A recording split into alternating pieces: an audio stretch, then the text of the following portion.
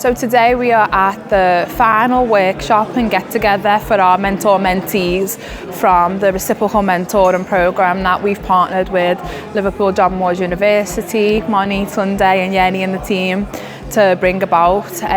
The Liverpool City Region Race Equality Hub commissioned this programme 12 months ago as part of our leadership interventions from the Race Equality Hub, and we're just thrilled that it's been a massive success and to hear everybody's stories and testimonials today about what they've learned both from our white senior leaders and our black and ethnically diverse senior leaders and aspiring leaders. It's been really heartwarming to know that the formula works, the programme's been a success, and now we've got a room full of 90 people ready to be allies in race equality and who have been listened to and had their lived experience and their expert witnesses taken wholly and truthfully. As a project manager for the reciprocal mentoring, it's been very enjoyable so far. At the beginning it was quite hard work because we have to advertise the job to the communities and senior leaders, and after that we have to do start recruitment and then doing the shortlisting and pairing. So John, Moni and Tunde as part of the team has been working very hard to make sure we got everything sorted before we start in the workshops.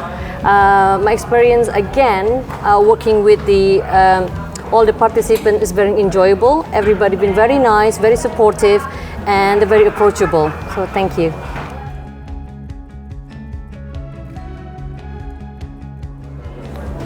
Why not?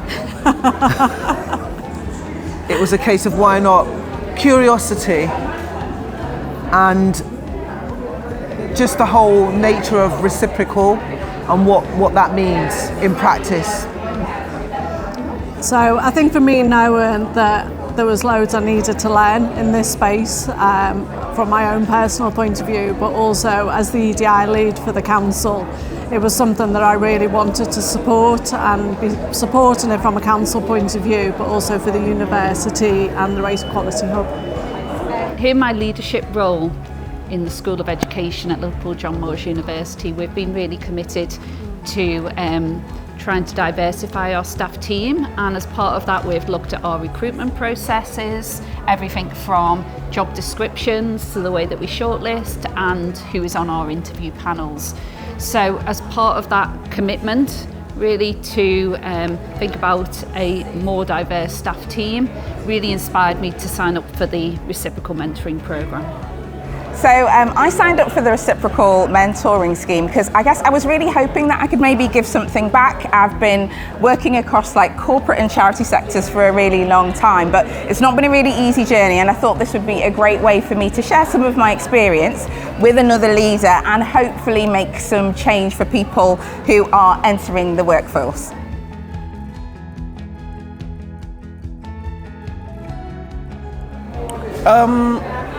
I found it to be very engaging.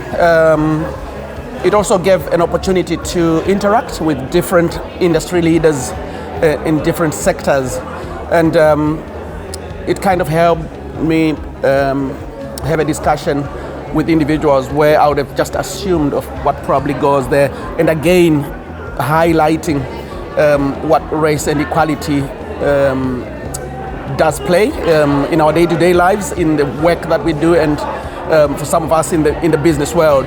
So it was a perfect platform to have to meet people who are also willing to have this discussion on race and equality. I think it's been a really positive experience. It's been fantastic to meet Lucas. We've just kind of, from day one, the pairing was really strong. We've got so much in common. Even though we're very different, he's a solicitor, I'm basically in marketing and a creative, but so many shared values and so many similarities, and it's been really good, hasn't it? Yeah, it has been. Yeah. So it's been really wonderful meeting Daniel, and we, like she said, we share a lot in common. And we hit it off from the beginning, and it's been an amazing journey, and I'm very glad that I was part of this program. Yeah. Personally, I would say I've been quite enriched joining this program and being mentored by one of the most amazing, fantastic, fabulous mentors I've ever met, Alison. who is also one of the chairs in the Anthony Walker Foundation. We've been able to share a lot of insights, honest conversations, and have those conversations that I wouldn't be able to, carry on or share with anyone else. I've found the programme to be a really powerful programme. Being able to understand the impact of discrimination on people and the struggle that they have in their daily lives has been really insightful. I've found I've been able to sort of question my own response to that and how as a leader I can help address that. And I think the programme has been a really good space for people from different backgrounds to engage and learn from each other.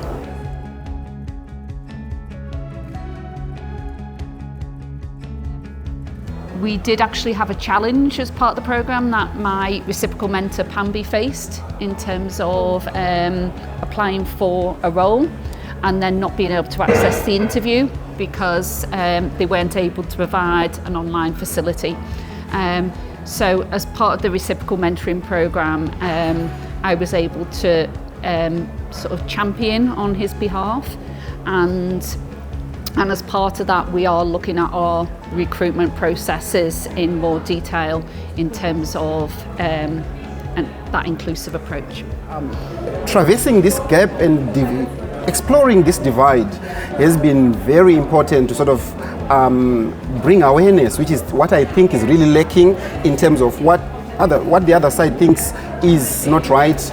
Other people, the other side, that doesn't even appreciate that this is something that will be perceived in that light. So we have discussed that, and we have discussed how both sides can find common ground, how we can bridge the gap and include each other in a way that makes everyone appreciate or feel appreciated, feel valuable in an organization.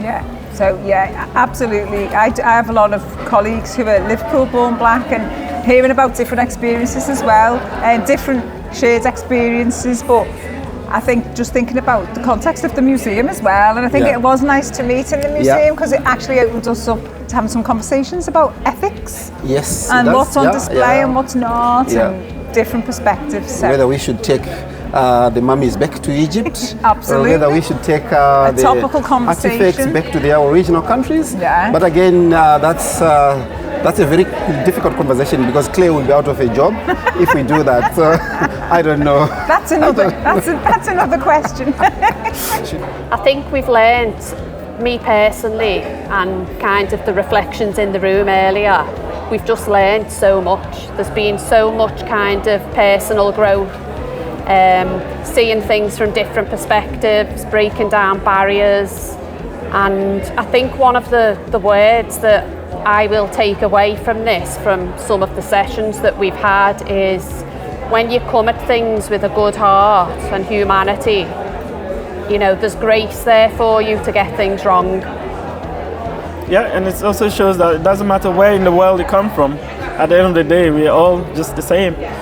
We face the same struggles in life every day, but you will not know until you speak to the next person. Yeah. Just the contributions that we've had from our mentees that we have been paired with has just been incredible through this process. The honesty, the candour, the positivity and the humour and joy that we've had from this has just been amazing. Yeah, so. I think sometimes, isn't it, when you do something like this, you're not really sure how the reciprocal nature's going to work, are you? But I think for me, what I've really taken away from it is that there's actually this huge crowd of people all across the city region who actually want to see anti-racism be part of their everyday lives, part of their workspaces. I think I found it really, really encouraging. I feel like every time we've come to a workshop together, and you've heard all these amazing stories, haven't you, about how it's impacting the way people are actually doing their work, the way they're thinking about projects, the way they're thinking about the impact it has on communities, whether that's in health, whether it's in business, like finance, all across the city region that's taking place. And it is because of things like this. So I'm really, really grateful that I got to be part of it. so am I. I mean, we're going to take, I personally am going to take away loads of actions from this. I already have. I've started to change how I work as a manager, the conversations that I'm having with people. I'm less fearful about talking about race. I think that's one of the real positives. That's been a really bit positive, yeah. I'm, you know, not afraid of making mistakes in the way that I was before the programme. Yeah, just got a lot more confidence in this space, but also challenging other people to do better and to be actively anti-racist in what they are doing.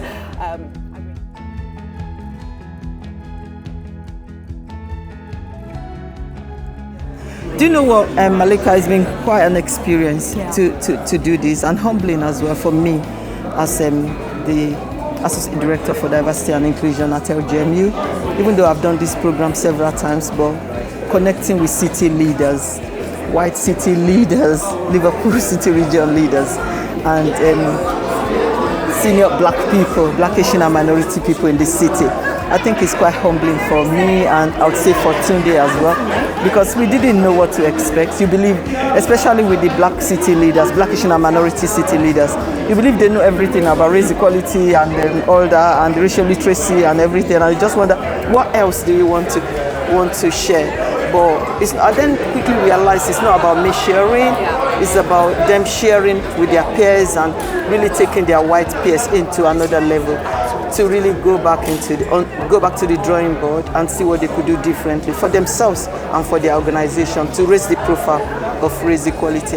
I think it's just been really fantastic to see the confidence grow in everybody, from white senior leaders and our black and ethnically diverse community members as well. I think the confidence, the connection, there's been real trust in the space. It's felt like a safe space, and everyone's leaving the final workshop talking about what next and how do we stay connected and when's the next time we're coming together. So I'm really confident and pleased to see that's going to be a legacy from this cohort.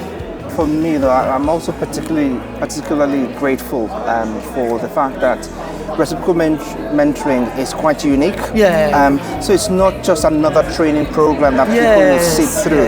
And in having done a lot of work in this area and interviewing people, what I tend to get is we don't want to sit through another training program.